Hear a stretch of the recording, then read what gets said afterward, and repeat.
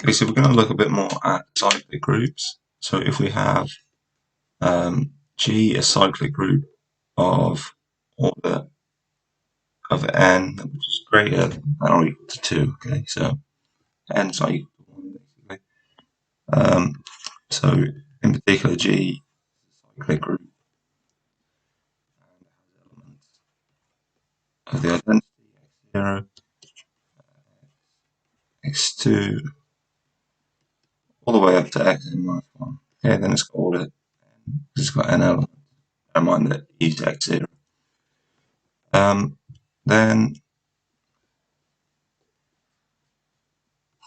each d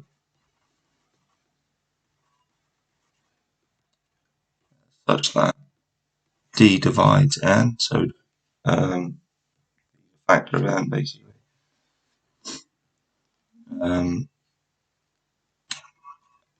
Positive d, that is. Then there is exactly one subgroup of G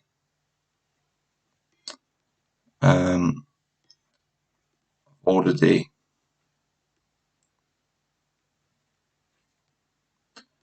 So to write this group out, remember that if D divides n, then n is equal to dm for some m, and the group of order D takes the form, and this is the subgroup, and that's how we denote it. E x to the n x to the 2m all the way up to x d minus 1 to the n. The thing about why this is a subgroup is obviously x to the m, x to the 2m are all in the original group G. They're just because this contains all the powers up to n, and this just contains some of them. So everything in this group is in G. The identity still contained, because it doesn't matter which divisor we take. We can still multiply by 0 and get 0. You know, taking m as 0. Not m as 0, sorry. Just multiply by 0. And then we stay in this group, so it is a subgroup.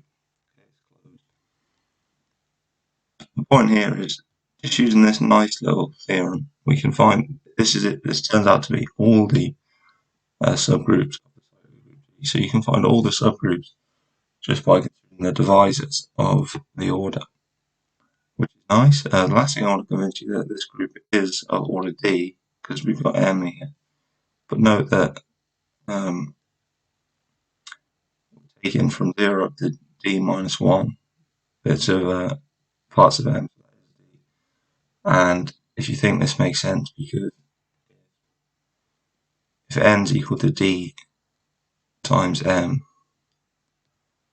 okay, then here this d minus 1 times m is equal to dm minus 1, so that's equal to m minus 1.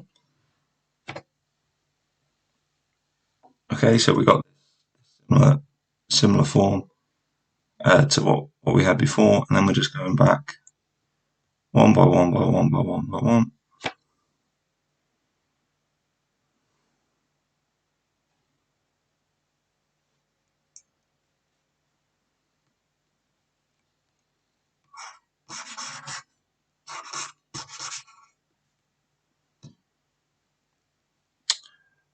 This d minus 1m is equal to dm minus m.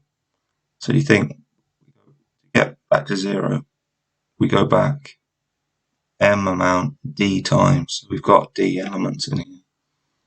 Okay, hopefully that makes sense. That's all we're going to look at for this video. If you did enjoy the video, please be sure to like the video and subscribe to the channel for more maths tutorials. Thank you very much for watching, and I hope to see you in the next one.